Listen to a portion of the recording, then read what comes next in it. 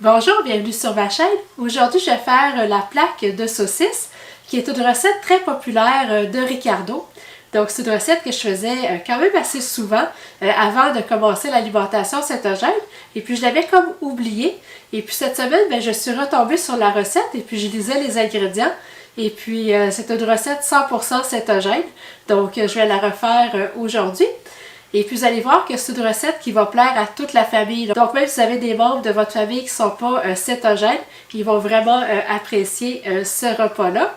Donc, vous allez voir, c'est super rapide et c'est super simple à faire. Donc, si vous avez un soir que vous n'avez pas vraiment le goût de cuisiner, c'est vraiment le repas parfait. Parce que tout se fait sur une plaque de cuisson, donc ça salit très peu de vaisselle. Donc, je m'installe et je vous reviens dans quelques secondes.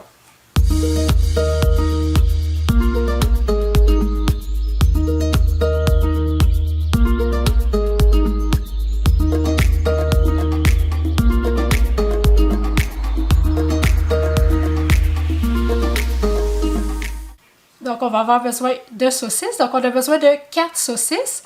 Donc, aujourd'hui, je vais utiliser ceux-là. Je les ai trouvés chez Maxi. Très, très belle liste d'ingrédients. Donc, ils ne contiennent pas de sucre. Ils ne contiennent pas de blé non plus. Et puis, c'est seulement 1 g de glucides par saucisse. Donc, ils sont vraiment parfaites. Sinon, j'aime beaucoup aussi les saucisses de la marque Stefano. Vous allez les trouver chez IGA.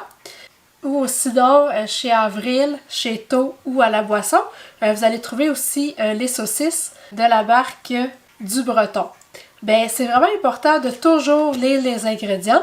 Donc, c'est pas parce que ceux-là de cette marque-là que toutes les saveurs sont correctes. Donc, il faut toujours vérifier les ingrédients. Donc, je vais commencer par préchauffer le four à 450 degrés Fahrenheit. Et puis, je vais trancher les saucisses. Donc là, je vais mettre les saucisses que j'ai tranchées sur une plaque de cuisson. Puis je vais ajouter un piment que j'ai coupé en lanières. Donc vous pouvez mettre soit un gros piment ou 2 petits piments.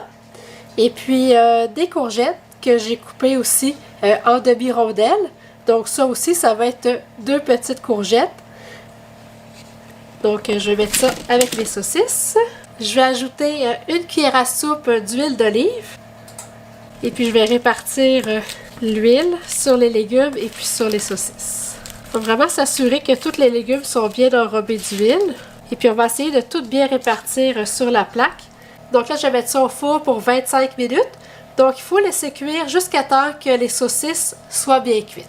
Donc, finalement, ça a été pas mal moins long que prévu.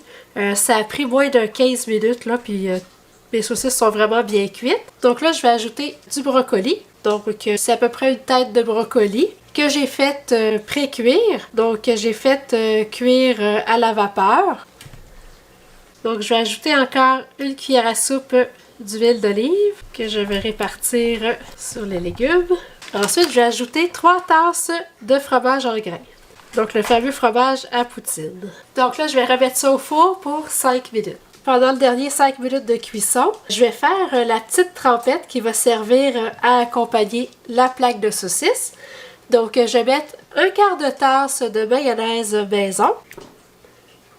Et puis, je vais ajouter 2 cuillères à soupe de ketchup. Donc, j'aime beaucoup le ketchup de la marque French parce qu'il est sucré à la stevia. Parce que la plupart des ketchup que vous allez trouver à l'épicerie sans sucre, qui vont être souvent sucrés au sucralose. Moi, le sucralose, c'est vraiment un produit que j'essaie d'éviter. Je l'évite parce que c'est un édulcorant chimique qui va causer des dommages à la flore intestinale, donc à la microbiote. Donc, c'est pour ça que si j'ai le choix d'un bon produit sucré à la stevia, je vais choisir celui à la stevia. Malheureusement, le ketchup French, moi, je le trouve pas à l'épicerie dans ma région. Je l'achète sur Amazon. Et voilà, donc ça va nous faire une belle trempette pour tremper nos saucisses et nos légumes. Donc, on obtient vraiment une très belle assiette. C'est vraiment très appétissant. Donc, toute la famille va aimer ça. Donc, la plaque de saucisse, c'est vraiment la recette parfaite pour un soir de semaine. Ça salit presque pas de vaisselle, donc on a seulement une plaque de cuisson à nettoyer. Vous pouvez varier les légumes, utiliser les légumes que vous avez sous la main. Et puis, vous pouvez utiliser la saveur de saucisse que vous désirez. Faites-moi un thumbs up si vous avez aimé la vidéo. Laissez-moi un commentaire si vous essayez la recette. N'oubliez pas de vous abonner à ma chaîne et puis on se revoit bientôt. Merci!